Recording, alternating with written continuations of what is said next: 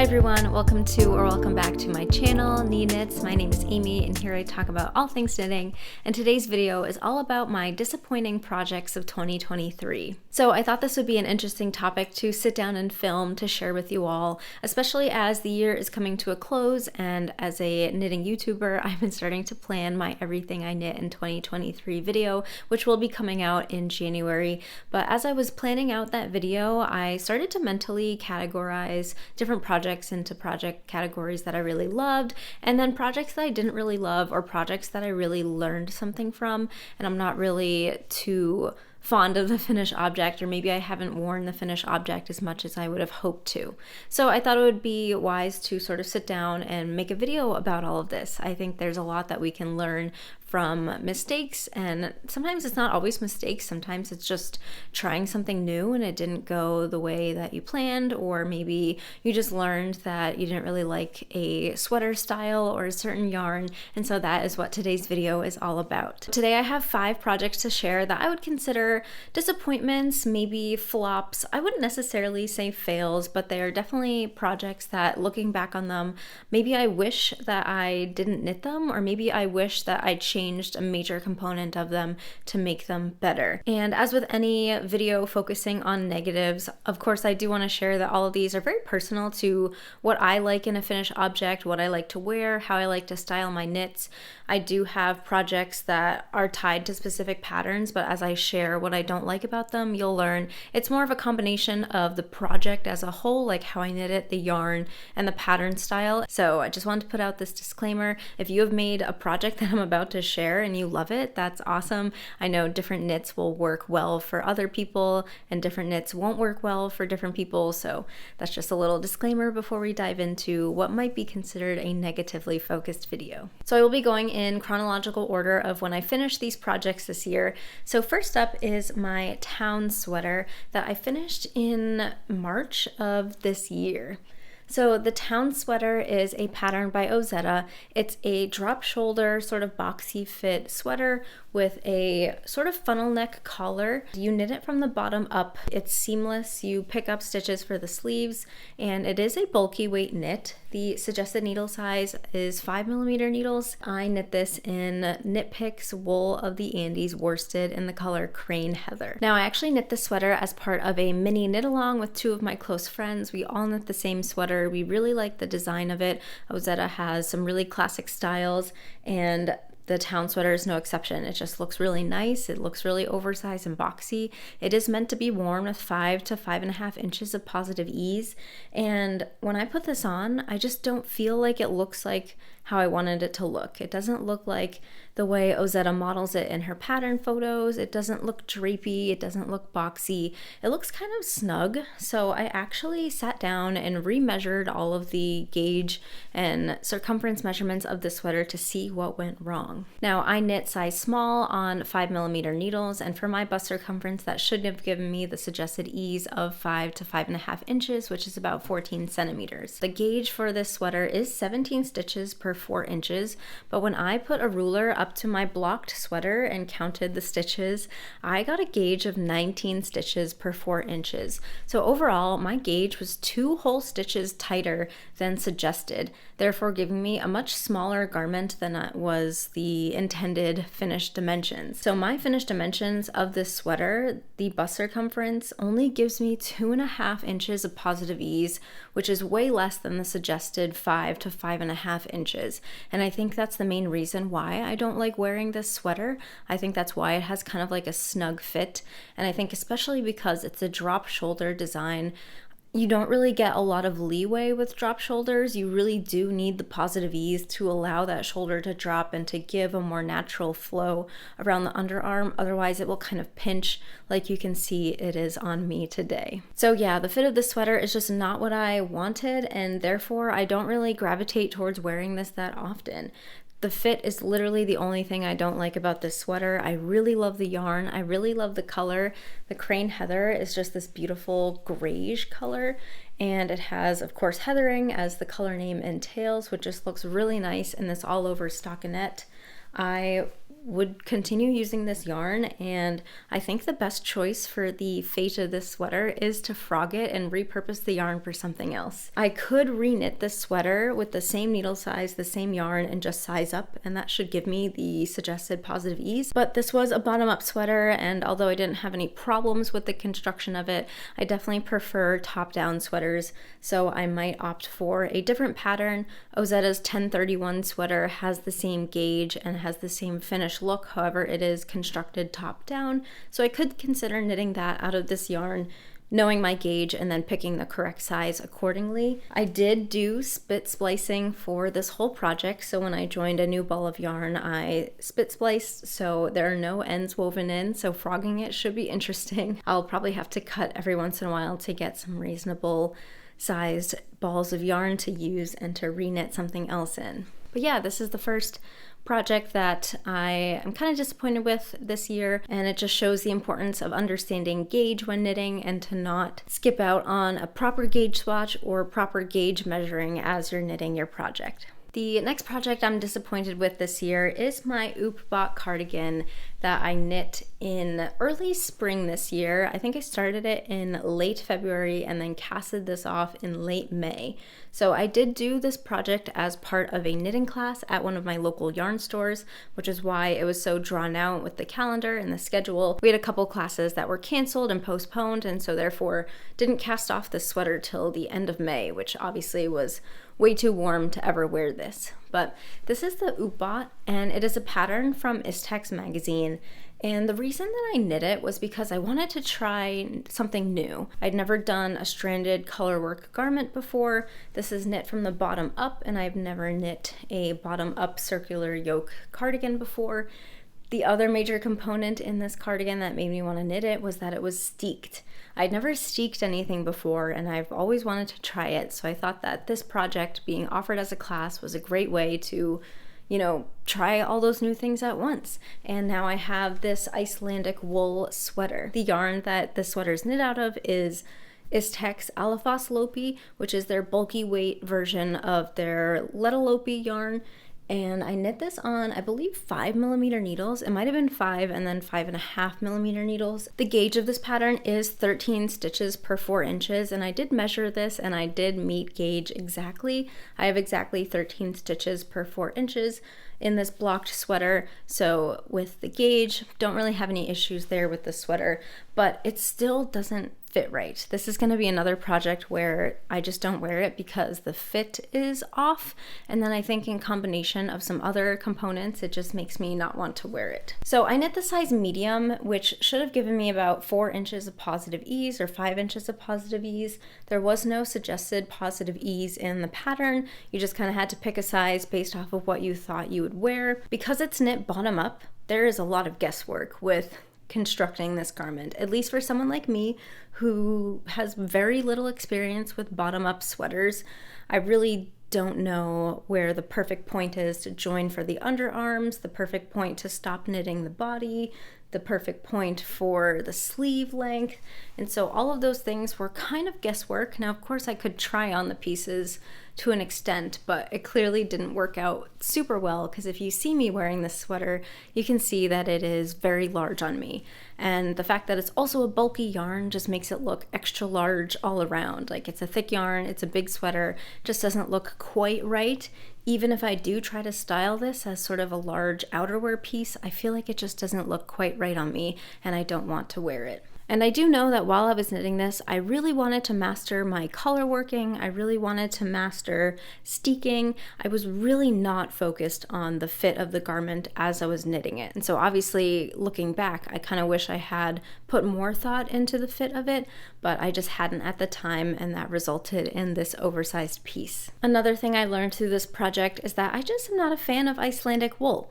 I'd never used it before, so I didn't really know if I was a fan of it. Now that I've used it, I know that I'm not a fan. You live and learn with some projects like that. Although it's a beautiful fiber to work with, it creates beautiful color work, and I think a lot of people definitely appreciate the fact that it's very rustic, it's very toothy, but for me, it's just not something that I want to wear. It's not something that I want to have on, and the knitting with it itself, it was okay. I wouldn't use it again, and that's another reason why I don't pick this up to wear at all. So major things learned from this project, I think it's that I'm not upset that I knit it because I really enjoyed learning all of the new things that I learned. I really enjoyed the steeking process. Like, I'm really proud of myself for going through all of that and learning it along the way. Same with the color work, same with the bottom up construction, but now I have this finished piece that I don't wear and I don't know exactly what to do with it. I could consider selling it, maybe see if anyone I personally know has an interest in owning it. Lessons learned, I think if I want to try something new with knitting, maybe I should try something at a smaller scale. Maybe I should think a little bit more about the finished piece and like the fiber and the thickness if I'll actually wear it. Now I know that I don't wear bulky weight knits pretty much ever, like things knit on 5.5mm needles and greater. I just don't wear garments knit out of that, whether it's Icelandic wool or regular wool. So maybe I should have thought twice before casting on a whole Icelandic garment in with 5.5mm needles. So yeah, that's my Uppbót, another disappointing project of 2023. The next project I'm going to share, I am a little bit disappointed with, but not entirely. I do wear this project a lot. I do like the finished piece. However, I'm a little disappointed with my yarn choice, and that is my Oversized Seasons Cardigan. Now this is also a pattern by Ozetta. It is an all-over half fisherman's rib raglan cardigan. You work from the top down. It has a really nice ribbed button band that you work simultaneously along the whole cardigan, and just has really nice half fisherman's rib texture all around. The yarn that I use for this project is Lana Grossa Cool Merino. This is a bulky weight, 90% merino wool, 10% polyamide chainette style yarn. So you can see here up close the fabric of the cardigan. If you look closely, you can see the chainette construction of the yarn. Now, I casted on this sweater in September of 2022, so this was a very long project. I finished it in 2023, but thinking back on who I was as a knitter in fall of 2022, I definitely did not understand a whole lot about different yarn constructions and what use is good for different applications. So when I picked out this yarn, I just saw that it was a bulky weight yarn and this pattern needed bulky weight yarn, so I said sold. I purchased it for the pattern. I knit it up, and it was a fine process knitting with it. Like, I enjoyed knitting with the chainette yarn, but what I didn't realize is how delicate chainette yarn is, especially in the finished fabric. Chainette yarn pills immensely. So I'll show you guys up close the pilling of this sweater. At the underside of the sleeves, you can see how much pilling there is, and I really haven't worn this that often. That's the thing. I haven't counted how many times I've worn it, but it's definitely like less than 5. I would hope I'd worn it more than that, maybe less than 10, but the first day that I wore it was the telltale day that this yarn was not the best choice for this sweater, because I wore this out on a spring day. My husband and I went into the city, into Boston, and we had walked around like the whole city. So it was a day full of walking. Had this only as my outer layer, and then I had a crossbody purse on top of it. And as we were walking, you know, the crossbody purse kind of goes up and down. It hits the sweater a bunch, and there was so much pilling just from the friction of my crossbody purse on top of my cardigan that it caused like all of this to sort of lift and pill, and I hope it's visible.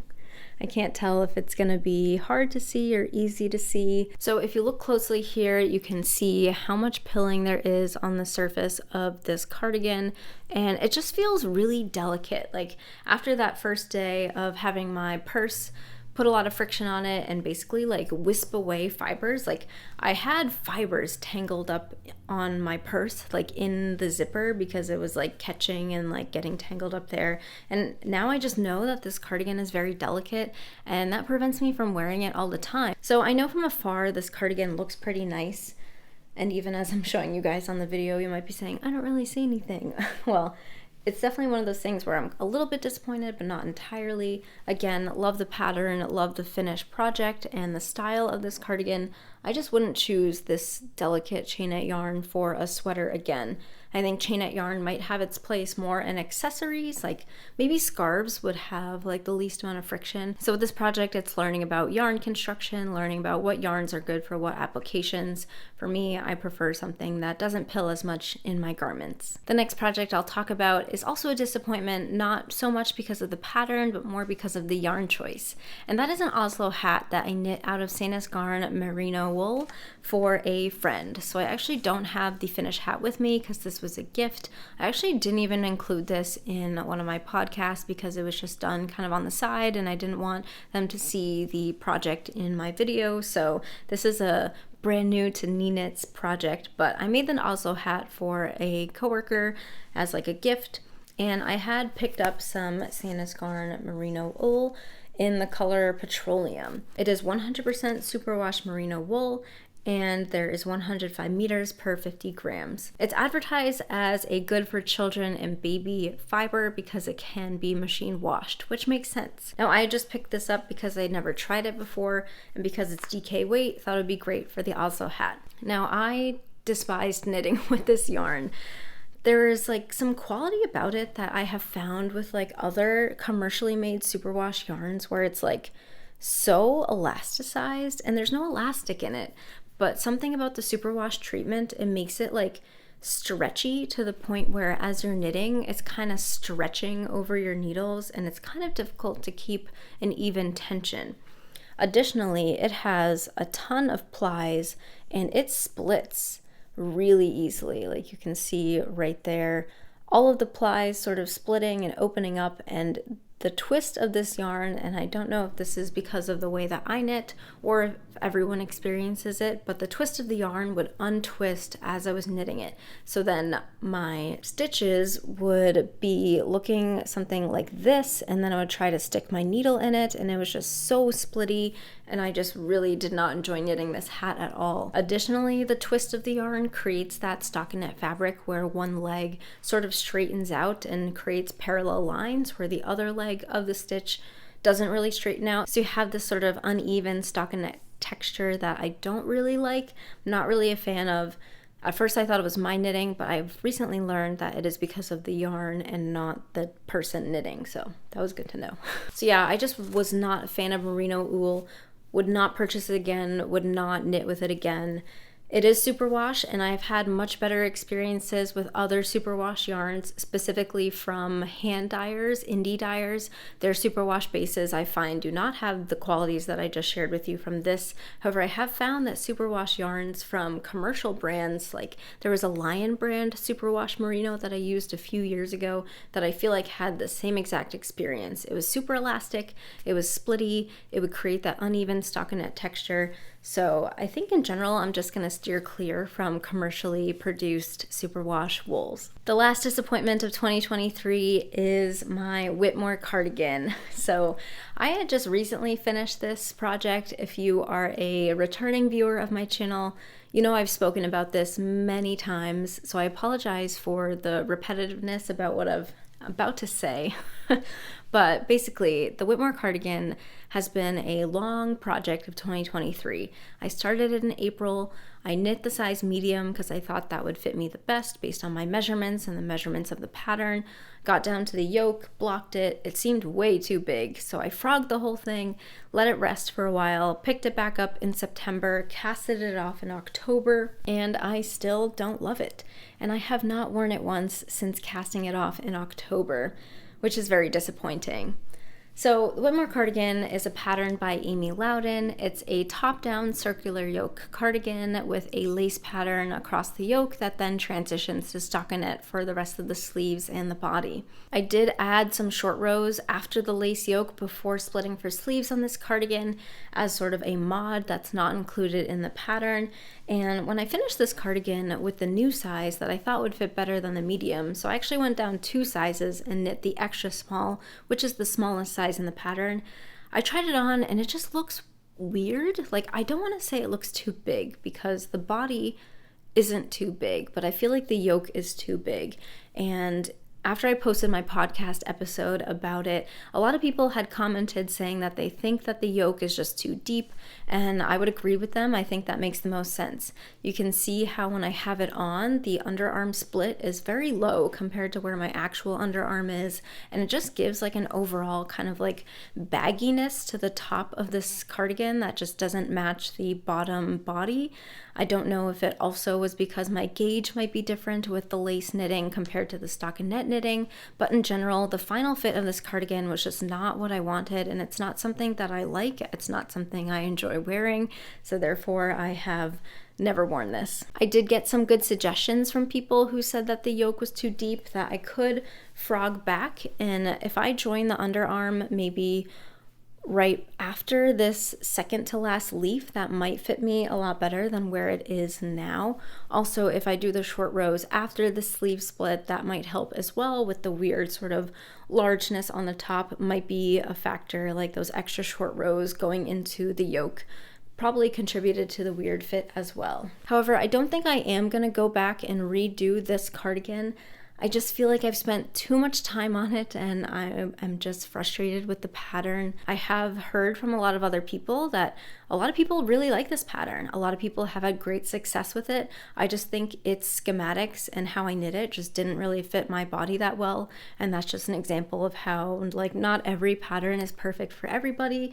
So I just don't feel like revisiting this pattern for myself. So I will probably frog this one. In fact, I'm pretty set on frogging it. I just have not mustered up the energy to actually do so, but I do want to repurpose this yarn. It's a beautiful hand-dyed DK weight merino wool from Sorella in the color Townhouse that I think would be still a really nice garment. I can't tell if I'll make a sweater with it or another cardigan. I just think I'm gonna frog this, move on, and learn that circular yokes are kind of tricky. I think I have 2 circular yokes in this whole video roundup of disappointing projects, and I think I just haven't mastered circular yoke patterns on me.